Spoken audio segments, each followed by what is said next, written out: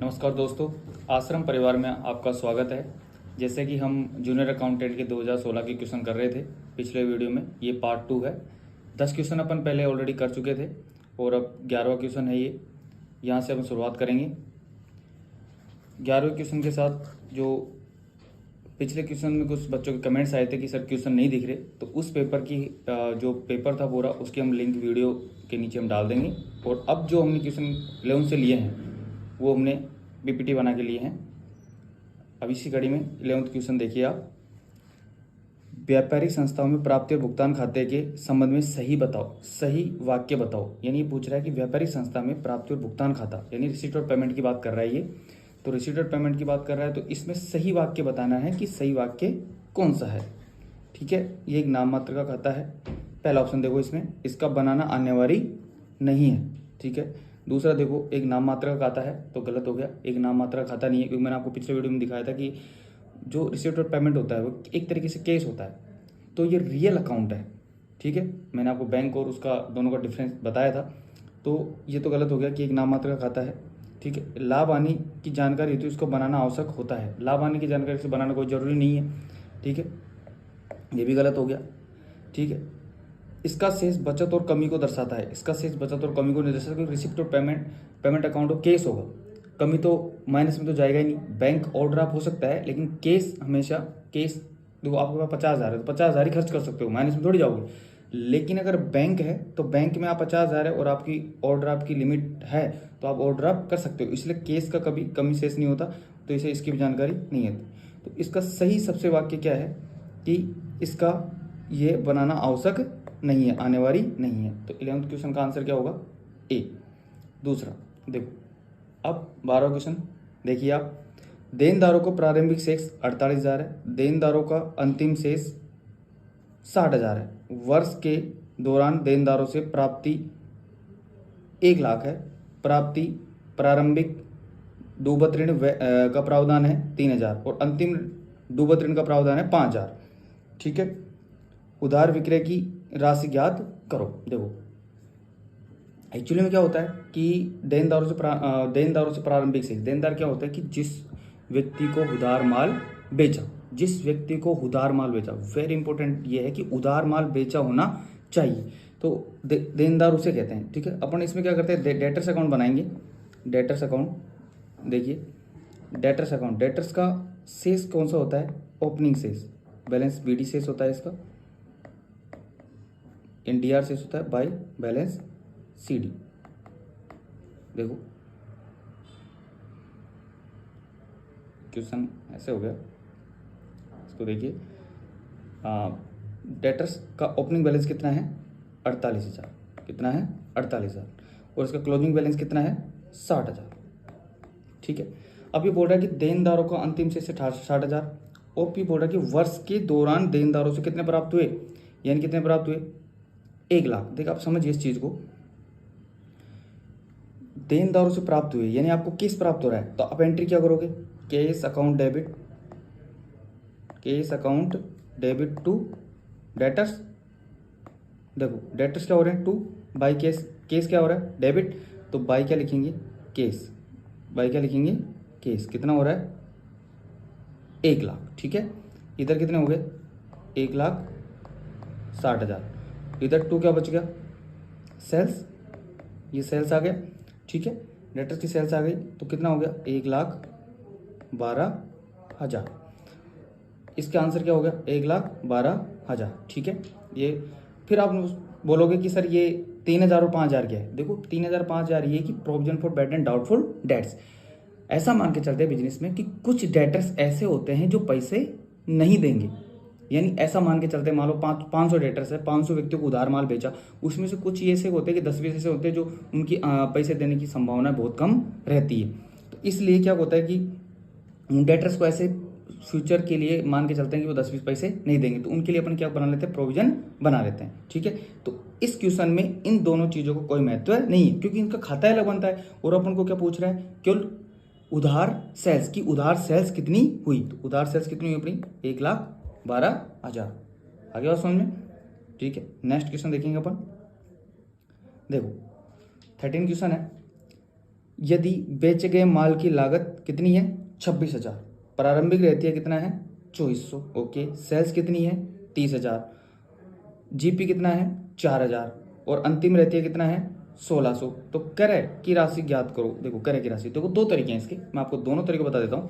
First and four अपन क्या करते हैं, देखो बेसिक सीखते हैं। मैं ऐसा मान के चलता हूँ कि आपको कैसे कैसे सिखाना है बच्चों को, ABCD के शुरुआत करनी है अपन को, ठीक है। बिल्कुल लो लेवल से सीखेंगे, ठीक है। देखो सबसे पहले अपन ट्रेडिंग अकाउंट बनाते हैं, ट्रेडिंग अकाउंट, ठीक है। देखो ट्रेडिंग अकाउंट में जो जो चीज़ आती है वो लिख दो आप, ठीक है।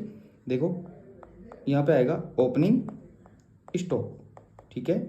फिर आता है क्या परचेज, फिर क्या आता है डायरेक्ट एक्सपेंसेज, और फिर क्या होता है जीपी, क्या आता है जीपी। इधर क्या साइड आता है, आप क्या लिखोगे सेल्स, और क्या आता है फिर क्लोजिंग स्टॉक, क्या आता है क्लोजिंग स्टॉक, ठीक है।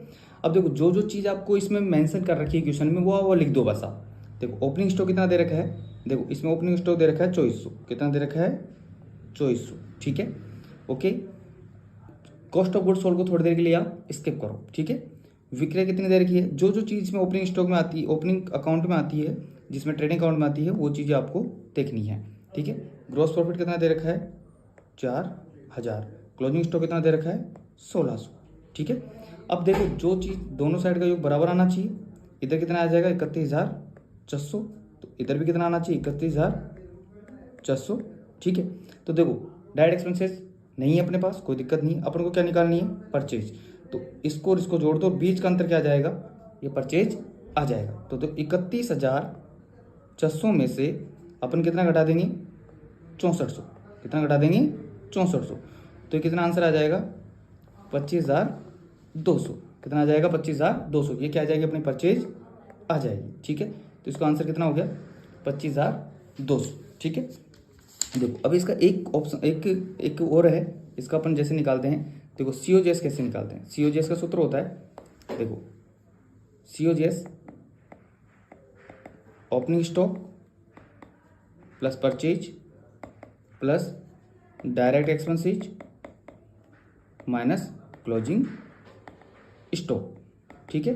देखो जो जो चीज़ दे रखी है वैसे लिख लो। अपन को कितना दे रखा है इसने, COGS कितने दे रखी है 26,000, ओपनिंग स्टॉक कितना दे रखा है देखो आप 2400, ठीक है। परचेज नहीं दे रखी कोई बात नहीं, इसको थोड़ी देर के लिए एक्स मान लो, ठीक है। डायरेक्ट एक्सपेंसेज नहीं दे रखी कोई दिक्कत नहीं है, माइनस क्लोजिंग स्टॉक कितना कर दोगे आप, देखो क्लोजिंग स्टॉक कितना दे रखा है 1600, ठीक है। अब आप मैथ का इक्वेशन सोल्व करते हैं, इसमें पक्षांतर करना आपको आता ही है। 26,000, देखो इधर माइनस का ये क्लोजिंग स्टॉक है, इधर इसको इधर ले आएंगे, इसको प्लस हो जाएगा तो कितना हो जाएगा 27,700, ठीक है। और ये कितना हो जाएगा 2400, इसमें से 2400 माइनस कर देंगे तो कितना आ जाएगा 25,200। इसके आपका दूसरा तरीका ये है, ठीक है। अब मैंने आपको दोनों तरीके बता दिए, तो कितना होगा आंसर 25,200, ठीक है। ठीक है स्टूडेंट्स, नेक्स्ट क्वेश्चन देखो अपन 14 क्वेश्चन, एक्स और वाई अनुपात का क्वेश्चन है। देखो एक्स और वाई 5:3 के अनुपात में लाभ हानि विभाजन करते हुए साझेदार है, ठीक है। उन्होंने जेड को लाभ 3/10 के लिए प्रवेश दिया, यानी कहने का मतलब दो ऑलरेडी पार्टनर है, जेड को बुला रहे हैं 3/10 के लिए। जेड अपना हिस्सा 1/5 किससे लेता है, एक्स से, 1/10 किससे लेता है वाई से। तो नया लाभ हानि अनुपात ज्ञात करो, ठीक है। कर लेते हैं, बिल्कुल सिंपल है। देखो इंपॉर्टेंट इसमें क्या है, से, ये से ले रहा है। रेशियो के कई टाइप्स होते हैं, मोस्टली 5 टाइप्स होते हैं, मैं आपको जब अपन टॉपिक्स लेंगे जब मैं आपको बताऊंगा, लेकिन अभी आप इसमें इंपॉर्टेंट आप लगा लो कि से, ये से किससे ले रहा है, एक्स से और वाई से। तो देखो एक्स और ये वाई और ये जेड। देखो एक्स जो आ रहा है, एक्स कितने हैं, एक्स तो ऑलरेडी है, यानी 5:3 में है, और जेड कितने में आ रहा है, ये 3/10 के लिए, ओके। अब देखो ये दे रहा है माइनस, तो जिससे हम लेते हैं उसका माइनस हो जाएगा, यानी उसका पहले से कम हो जाएगा। तो अब ये हो जाएगा, देखो ये कितने के थे ऑलरेडी 5/8 के लिए, तो एक्स कितना दे रहा है, तो 1/5 दे रहा है, ठीक है, ओके। इसका निकाल लेंगे। फिर वाई कितना देगा, 3/8 में से 1/10 देगा, ठीक है। ये देखो लघुत्तम ले लेंगे अपन, लघुत्तम लेना जानते ही हो, नीचे की संख्या को आपस में इंटू कर लो, ठीक है। यानी ऐसी संख्या जिसमें दोनों का भाग चला जाए। ठीक है, 40 से ले लेते हैं अपन। ठीक है, ये 5 पर जाएगा, भाग देंगे तो नीचे की संख्या से भाग देते हैं, ऊपर की संख्या से इंटू करते हैं। ठीक है, तो नीचे से कितना आ जाएगा 5 बार, और 5 इंटू करेंगे तो 5 इंटू कितना आ जाएगा 25। ठीक है, फिर 5 का भाग देंगे 40 में, कितना हो जाएगा 8। ठीक है, तो कितना आ जाएगा ये 17/40। ठीक है, इसका भी ऐसे निकाल लेंगे, लघुत्तम ले लेंगे कितना 40 ले लेंगे लघुत्तम। कितनी बार जाएगा ये 5 5 3 15, और ये कितनी बार जाएगा 4 बार, तो इसका रेशियो कितना आ गया 11/40। ठीक है, और ये जेड कितने लेके आ रहा है 3/10 के लिए। ठीक है, तो देखो x y और z। ठीक है, तो कितना आ गया 17/40, 11/40 और 3/10। लघुत्तम ले लेंगे 40, तो अनुपात हो गया 17:11:4 और ये 12, तो अनुपात कितना आ गया नया अनुपात 17:11:12। ठीक है, तो इसका ऑप्शन कौन सा हो गया, सेकंड ऑप्शन हो गया। ठीक है, देखो नेक्स्ट क्वेश्चन, देखो 15 क्वेश्चन। सी एक फर्म में लाभों के लिए 1/4 भाग के लिए प्रवेश दिया गया, यानी सी कोई पार्टनर है, उसको 1/4 के लिए प्रवेश दिया जा रहा है। ठीक है, अच्छा क्वेश्चन है। सी ने अपनी पूंजी के रूप में 30,000 रुपये का विधान दिया, यानी कहने का मतलब वो घर से अपने 30,000 रुपये लेके आया। ओके, ऑलरेडी पार्टनर कितने हैं ए और बी, यानी 3:2 के अनुपात में पहले से ही 2 पार्टनर हैं। ठीक है, और सी पूंजी के आधार पर, देखो इंपॉर्टेंट क्या है कि सी की पूंजी को आधार मानते हुए पूंजियों का लाभ हानि अनुपात की जानी हो, यानी कहने का मतलब लाभ हानि अनुपात में की जानी हो, और ए बी आवश्यक रूप से कितनी पूंजी ज्ञात कीजिए। कहने का मतलब ये है कि इसमें से ए और बी ऑलरेडी पार्टनर है, सी आ रहा है, सी देखो कितने के लिए आ रहा है 1/4 के लिए आ रहा है। ये कैपिटल कितने लेके ले आ रहा है, कैपिटल लेके आ रहा है 30,000 कैपिटल लेके आ रहा है। ठीक है, और इनका अनुपात कितना है 3:2। ठीक है, ओके, देखिए आप ऑलरेडी देख लीजिए, आप 30,000 लेके आ रहा है, तो अपन सबसे पहले निकालनी है कि सबसे पहले नया अनुपात निकालेंगे। क्या निकालेंगे, न्यू रेशियो निकालेंगे। ठीक है, न्यू रेशियो निकालेंगे तो कैसे आ जाएगा, देखो यह आ जाएगा ए का, इसका न्यू रेशियो मैंने आपको निकालना सिखाया था कि 1/4 के लिए आ रहा है, तो जो ऊपर की संख्या है उसको माइनस कर दो। ठीक है, ऊपर कितना है 1, तो 4 में से माइनस करेंगे कितना आ जाएगा 3/4 का लेगा ये 3/5। ठीक है, ये तो 1 आ जाएगा, तो कितना आ जाएगा 9/20। ऐसे निकालेंगे अपन बी का, 3/4 का कितना लेगा ये 2/5, कितना हो गया 6/20, और ये कितने 1/4 के लिए आ ही रहा है कुछ, तो इसका रेशियो निकालेंगे न्यू 9 अनुपात, देखो 9/20, 6/20 और 1/4। ठीक है, देखो अब इसका रेशियो निकालेंगे अपन, तो 9:6:5। ठीक है, इसका न्यू रेशियो आ गया। अब सबसे पहले क्या निकालेंगे अपन, फर्म की कुल पूंजी, इसके बाद में क्या निकालेंगे फर्म की कुल पूंजी। 30,000 है, कितनी है फर्म की कुल पूंजी 30,000। देखो 30,000 फर्म की कुल पूंजी नहीं है, ये तो सी लेके आ रहा है, अपन को अब फर्म की कुल पूंजी निकालनी है। सी की कितनी है 30,000, तो अब 1/4 के लिए आ रहा है, तो 1/4 का मतलब हो गया, मैंने क्या बोला था कि आप इस समझो 1/4 है, तो 1/4 का मतलब होता है उसको रिवर्स कर दो, यानी 1/4 का कितना कर दो 4/1। जब भी आपको फर्म की कुल पूंजी निकालनी हो तो उसको रिवर्स कर देते हैं, नीचे की संख्या ऊपर, ऊपर की संख्या नीचे। ठीक है, तो फर्म की कुल पूंजी आ जाएगी 1,20,000, कितनी आ जाएगी 1,20,000। अब इस 1,20,000 को न्यू रेशियो में बांट दो, दैट्स ऑल। 9 देखो 20, ये किसकी आ जाएगी ए की, और ये आ जाएगी बी की।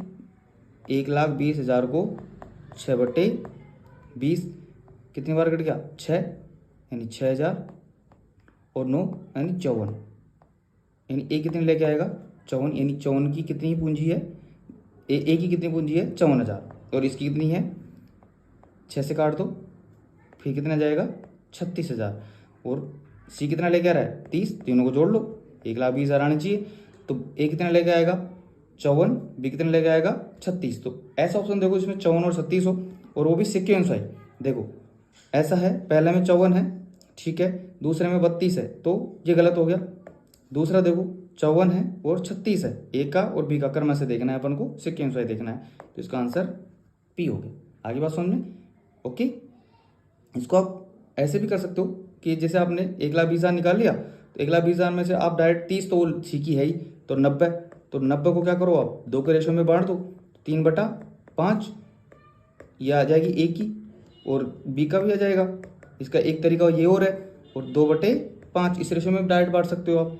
तो काटो आप 18,000 पर कट जाएगा तो कितना आ जाएगा 54, और ये देखो 18, ये कितना आ जाएगा 36।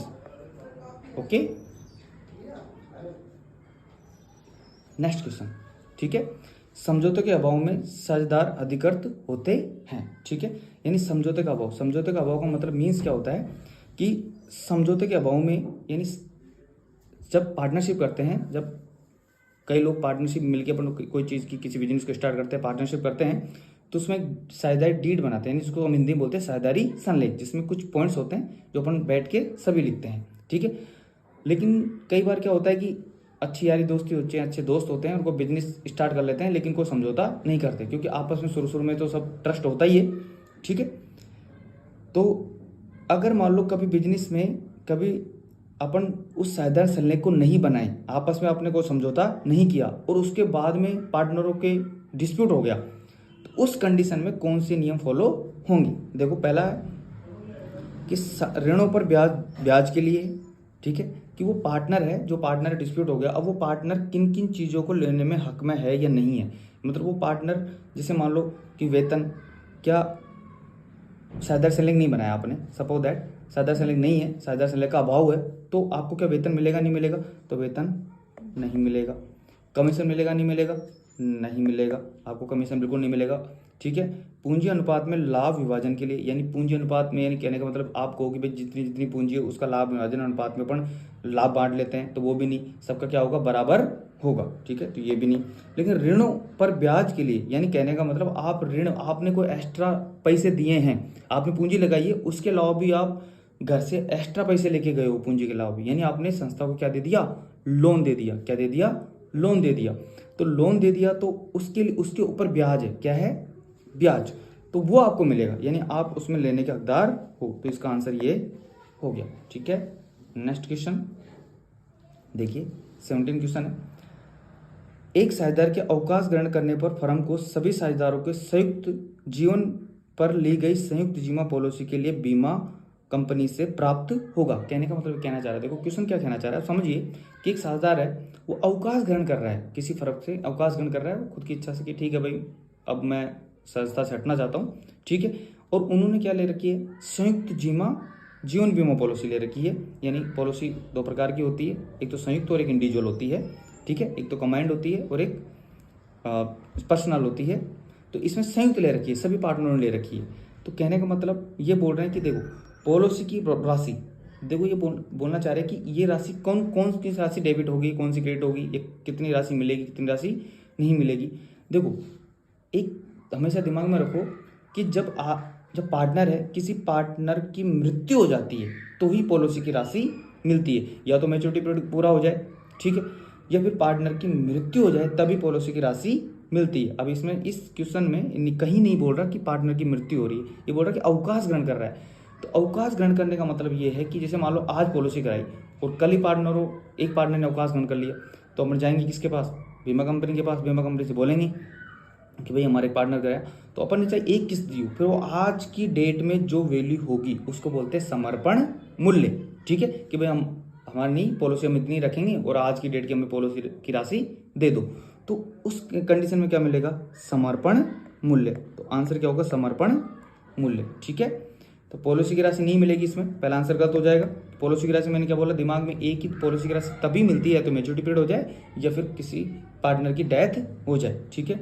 तीसरा ऑप्शन है अवकाश ग्रहण करने वाले साझेदारों के लिए पॉलिसी की राशि। अवकाश ग्रहण वाले साझेदारों की पॉलिसी की राशि कैसे मिल सकती है? मैंने बोला पॉलिसी की राशि तभी मिलती है जब पार्टनर की डेथ हो जाए, ठीक है। फोर्थ ऑप्शन है अवकाश ग्रहण करने वाले साझेदारों की समर्पण मूल्य, ठीक है। अवकाश ग्रहण करने वाले साझेदारों के समर्पण मूल्य और शेष साझेदारों की पॉलिसी की राशि, ये भी गलत हो गया। तो इसका आंसर कौन सा हो गया?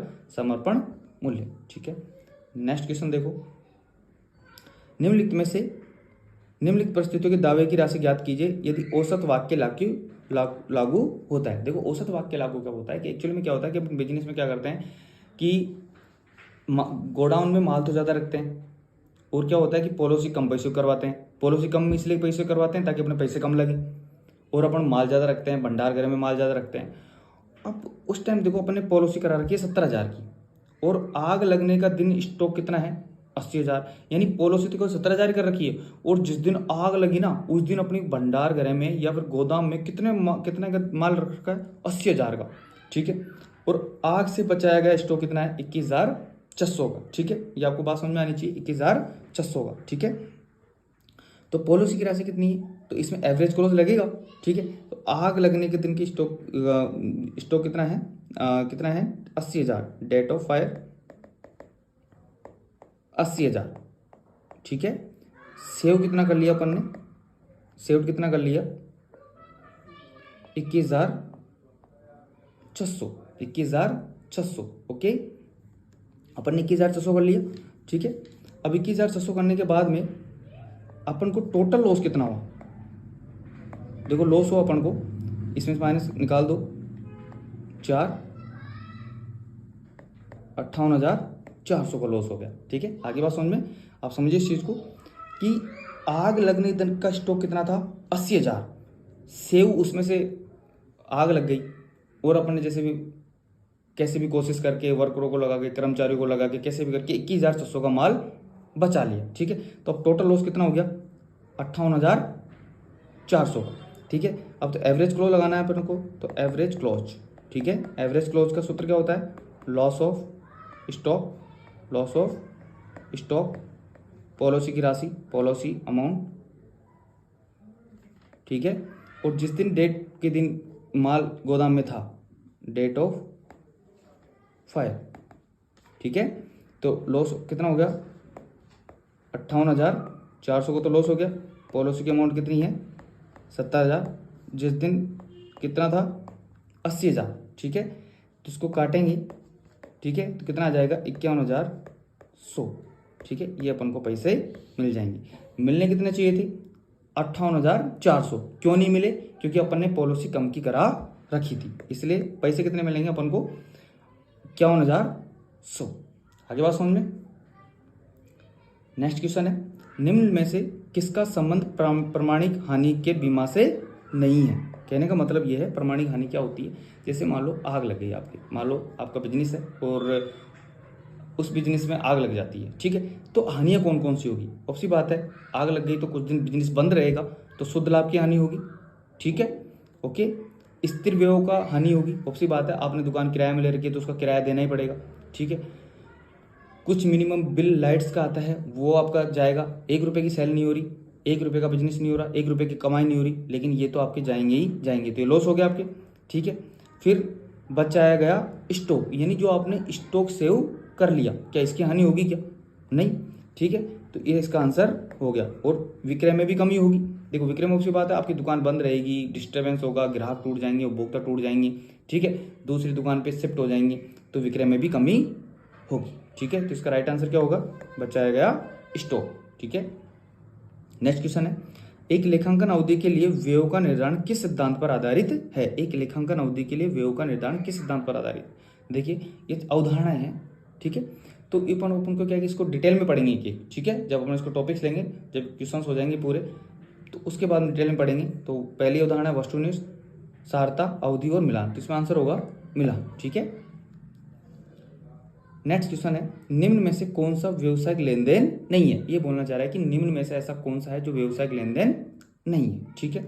देखो कर्मचारियों को 5,000 रुपये का वेतन भुगतान किया, ऑब्वियस बात है कर्मचारियों को वेतन भुगतान किया तो है भाई, कर्मचारी को अपन मान लो बिजनेस है तो उसमें कोई कर्मचारी आता है उसको वेतन देंगे ही देंगे, ठीक है, यानी इसका मतलब ये भी है, ठीक है। श्रीमती उषा को 5,000 रुपये मासिक पर टंकन के रूप में नियुक्त व्यक्तिगत कार्य हेतु, देखो टंकन का मतलब टाइपिस्ट, और किसके लिए, इसका टंकन का मतलब क्या होता है इंग्लिश में टाइपिस्ट, और नियुक्त किया व्यक्तिगत कार्य हेतु, ठीक है, इसको समझाएंगे। देखो आप फिर देखो नेक्स्ट देखो, व्यवसाय के लिए बैंक खाते से बच्चे के विद्यालय हेतु शुल्क कितना जमा करवाया 5,000 रुपये जमा करवाए। ठीक है, ये भी लेन देन हो गया, आपने खुद के लिए पैसा निकाला। ठीक है, वर्ष के अंत में 5,000 रुपये का वेतन बकाया रहा। ठीक है, देखो ये फोर्थ है, ये आउटस्टैंडिंग सैलरी की बात कर रहा है। ठीक है, तो इसकी एंट्री हो जाएगी। देखो एंट्री भी साथ साथ, अगर देखो अकाउंटेंसी का ये है कि अगर आपको एंट्री आ गई ना, तो ये मान लो कि आपको जैसे हिंदी पढ़ने के लिए कक्का जरूरी होता है, क्या क्या जरूरी होता है, उसी प्रकार अकाउंटेंसी को पढ़ने के लिए एंट्री जरूरी होती है। ठीक है, ये बेसिक चीज़ है। तो अपन इसकी एंट्री करेंगे देखो नॉर्मली, तो इसकी एंट्री होगी सैलरी अकाउंट डेबिट, ठीक है, टू आउटस्टैंडिंग सैलरी। ठीक है, देखो नेचर ही बता देता हूँ मैं साथ में। सैलरी क्या कौन सा नेचर का होता है, नॉमिनल, और ये आउटस्टैंडिंग सैलरी ये क्या होती है, पर्सनल। क्या होती है, पर्सनल। मैंने आपको पिछले वीडियो में बताया था कि जितने भी दायित्व होते हैं वो व्यक्तिगत खाते के नेचर के होते हैं। ठीक है, और जितने भी खर्चे होते हैं नॉमिनल के होते हैं। सैलरी खर्चा है, ये नॉमिनल हो गया, राइट। अब देखो नेक्स्ट इसकी एंट्री देखो आप, इंपॉर्टेंट है। व्यवसायिक बैंक खाते से बच्चों के विद्यालय के शुल्क 5,000 रुपये जमा करवाए। यानी आपका क्या है कि आपका बिजनेस है, और बिजनेस है तो आपके बच्चे की फीस जमा करवाई आपने बैंक खाते से, व्यवसाय बैंक खाते से। ठीक है, बच्चे की फीस जमा करवाई, तो आपने कहने का मतलब बेटा पर्सनल के लिए करवाई, तो उसका मतलब होगा ड्रॉइंग्स। क्या होगा, ड्रॉइंग्स। तो एंट्री क्या होगी, drawings account debit to cash. Okay, ये एंट्री समझ में आ गई। मेरा समझाने का उद्देश्य यही था कि एंट्री कैसे हो रही है। पर्सनल खाते के लिए जो भी पैसे निकालेंगे वो drawings account debit to cash. अगर मान लो सपोज आप कपड़े का बिजनेस और कपड़े निकाल रहे हो तो drawings account debit to purchase हो जाता, लेकिन आप पैसे निकाल रहे हो तो drawings account debit to cash. आगे बात समझ में। नेक्स्ट एक पहला ऑप्शन है कर्मचारियों को 5,000 रुपये का वेतन भुगतान किया, उसी बात है, तो इसकी एंट्री हो जाएगी salary account debit to cash. Salary account debit to cash कितनी, 5,000। ओके, अब जो सेकंड ऑप्शन है ये इसका आंसर होगा। इसका आंसर क्यों होगा, देखिए श्रीमती उषा की 5,000 रुपये मासिक वेतन थी, यानी व्यक्तिगत जो अपने कार्य के लिए टाइपिस्ट को नियुक्त कर रहे हैं, तो वो व्यवसाय लेन देन नहीं है, उसमें व्यवसाय का कोई हिस्सा नहीं है। ठीक है, ना पैसे देने की बात कर रही है व्यवसाय से कि उसको सब व्यक्तिगत के लिए जब भी पैसे दे रहे हैं, वो बोल रहा है कि नियुक्त व्यक्तिगत के लिए। नियुक्त की कोई एंट्री होगी क्या, भाई किसी कर्मचारी को नियुक्त किया, क्या उसकी क्या एंट्री होगी, कुछ एंट्री नहीं होगी। भाई उसको सैलरी देते तब तो इसकी एंट्री हो जाती, इसलिए व्यवसाय लेन देन नहीं है। इसका आंसर क्या होगा, बी, यानी दो आंसर होगा। नेक्स्ट क्वेश्चन है व्यवसाय के निकट पहुंचे में नहीं बेचने की भावना निहित है, यानी कहने का मतलब ये है कि व्यवसाय कंटिन्यू चलेगा, यानी अपन फ्यूचर में व्यवसाय नहीं बेचेंगे। ये कौन सी अवधारणा बताते हैं, देखो पूरी अवधारणा एक एक पढ़ेंगे अपन, तब मैं आपको एक एक अवधारणा के बारे में बताऊंगा, क्योंकि एक एक अवधारणा में कम से कम नाना करते 10-10 पॉइंट है। ठीक है, तो इसका आंसर होगा निरंतरता की संकल्पना, यानी अपना बिजनेस ऐसा मान के चलते हैं कि कंटिन्यू बिजनेस चलता रहेगा। ठीक है, देखिए नेक्स्ट है समय के अनुसार आगम और व्यय की पहचान की जाती है। देखो कितने 3 क्वेश्चन आ गए 25 में। जूनियर अकाउंटेंट में अवधारणाओं से 3 या 4 क्वेश्चन पूछे गए हैं। ठीक है, इस लाइन को भी ध्यान देना है आपको, इस चीज को भी ध्यान देना है। तो इस अवधारणा को एक अलग से टॉपिक बना के, एक अलग से चैप्टर बना के अपन पूरी अवधारणाएं एक साथ पढ़ेंगे। ठीक है, अब देखो इसमें आगम और व्यय की पहचान की जाती है। देखो अस्तित्व की अवधारणा संकल्पना नहीं की जाती, लागत में भी नहीं की जाती, और महत्वपूर्ण संकल्पना में भी नहीं की जाती। इसका आंसर होगा अवधि की। क्या होगा, अवधि की अवधारणा। ठीक है, लेकिन इसमें नहीं है, तो इसका आंसर कौन सा होगा, फोर्थ। इसका आंसर होगा फोर्थ, क्योंकि इसमें आंसर ही नहीं दे रखा, इसमें दे रखा इसमें से कोई नहीं। ठीक है, नेक्स्ट क्वेश्चन है माल दान में देते समय जिस खाते को जमा किया जाता है। देखो अब मैंने बोला था माल में, चाहे आप देखो माल दान में दिया तो आपकी एंट्री क्या होगी, donation account debit to purchase, donation account debit to purchase, donation account debit to purchase. ठीक है, अब चाहे आप डोनेशन दो, चाहे आप फ्री सैंपल बांटो, चाहे आप खुद पर्सनल घर के लिए निकालो, इसमें सभी में क्या होगा, परचेज अकाउंट क्या होगा, सीआर होगा। तो कौन सा खाता जमा किया जाएगा, तो मैंने क्या बोला, चाहे फ्री ऑफ सैंपल, चाहे आपके माल चोरी हो गया हो, चाहे आपने फ्री सैंपल दिया हो, चाहे आपने दान दिया हो, चाहे खुद के घर के लिए निकाला हो। ठीक है, तो उसके लिए loss by thief account debit to purchase. ठीक है, donation account debit to purchase, drawing account debit to purchase. ठीक है, तो एंट्री क्या होगी, donation account debit to purchase. तो कौन सा खाता जमा हो रहा है, परचेज अकाउंट। तो इसका आंसर कौन सा होगा?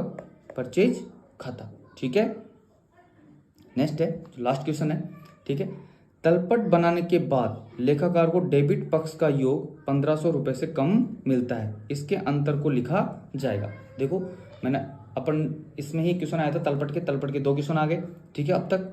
तो तलपट देखो एक सूची है, तलपट अपन ट्रायल बैलेंस बनाते हैं, जब उसको ट्रायल बैलेंस को पूरा सीखेंगे। ठीक है, तो क्या होता है, ट्रायल बैलेंस बनाते हैं तो इसमें होता है क्रेडिट, डेबिट सेल्स और क्रेडिट। ठीक है, तो इसमें अब ये बोल रहा है कि योग किससे? डेबिट साइड, ये 1500 रुपये इधर क्या बोल रहे हैं, कम आ रहे हैं। ठीक है, तो उचंती खाता यानी सस्पेंस अकाउंट, तो ये बोल रहा है कि सस्पेंस अकाउंट क्रेडिट किया जाएगा या सस्पेंस अकाउंट डेबिट किया जाएगा। ठीक है, या किसी भी डेबिट शेष खाते को समायोजित किया जाएगा या किसी भी क्रेडिट शेष खाते को समायोजित किया जाएगा। आप समझिए कि डेबिट और क्रेडिट दोनों पक्ष हैं, उसमें से किस का योग कम पड़ रहा है? डेबिट साइड का। ठीक है, तो जिस साइड का योग कम पड़ रहा है उसी साइड अपन अमाउंट लिख देंगे। तो किस साइड का योग कम पड़ रहा है? डेबिट साइड का, तो इसको उचंती खाते में डेबिट साइड का योग लिख देंगे। ठीक है, तो इसका आंसर क्या हो गया? बी। ठीक है, थैंक यू क्लास। आप इस क्लास को आपको पसंद आती है तो इसको लाइक और शेयर करें और नीचे कमेंट्स करें, जो भी कमियां रह गई हम इनको सुधारने की कोशिश करेंगे।